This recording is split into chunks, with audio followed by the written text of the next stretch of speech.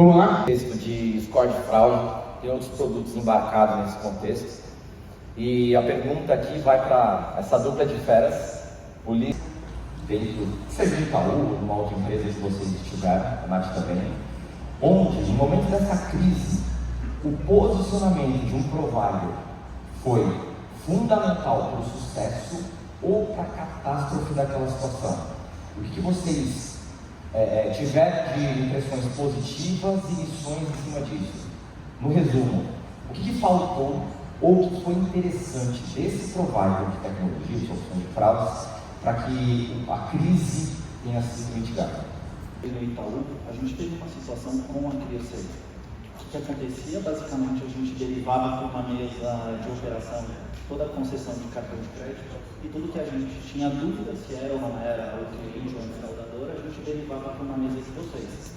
E você, em cima daquelas propostas, fizemos por um equívoco interno na Clear, tudo que era para negar, aprovou. E aí vocês podem imaginar o que aconteceu no portfólio do tamanho do Itaú, 1/3 dos cartões de crédito do Brasil. A gente começou a ver os níveis de fraude subir, os problemas sanitários, e a gente trouxe esse caso super grave de maneira transparente para vocês, falando de comunicação transparente.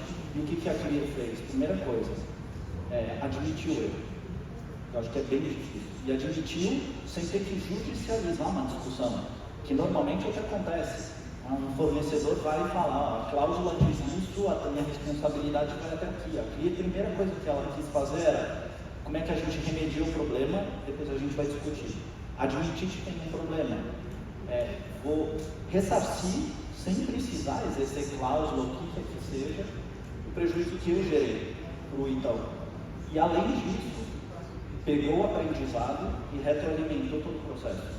Eu me lembro de sessões posteriores, quando o problema já estava resolvido, que a Clear veio e nos mostrou. A gente evoluiu nesses pontos, colocou esse tipo de controle, aprendeu que a gente precisa ter estas evoluções e esse problema não vai voltar a acontecer.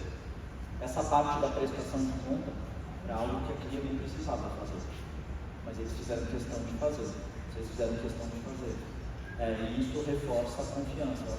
Como conduz e como você reage a um problema faz toda a diferença. Então, para mim, uma situação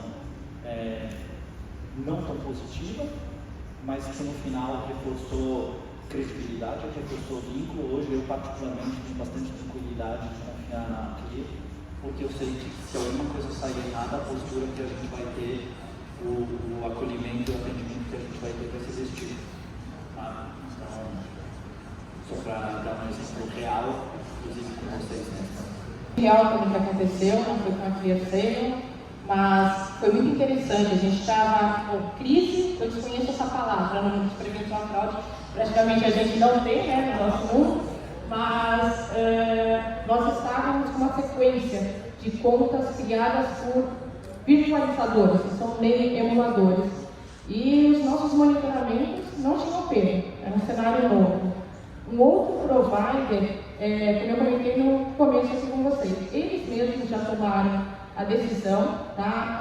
Porque óbvio isso a gente tinha contratualmente com eles, de assumir o risco de dropar essas transações logo no começo, na criação de contas, que de fato eram virtualizadores, eram fraudes. E óbvio, né? Ao mesmo tempo que eles estavam fazendo isso, já estavam acionando os pontos focais para comunicar. O que foi legal disso? Um contrato de tomada de decisão, né, que a gente tem em casos críticos, nem sempre isso vai acontecer, mas vai depender da criticidade, o tipo, até onde a gente autoriza um provider aí, a proatividade do lado deles de correr, a gente não tem contratualmente com eles nada relacionado a penalidades, se a gente tiver algum tipo de fraude, seja de chargeback, seja de cancelamento. Então essa proatividade deles foi muito boa para a gente não ter dentro do iFood um valor muito alto aqui de perdas relacionados a esse modus operandi.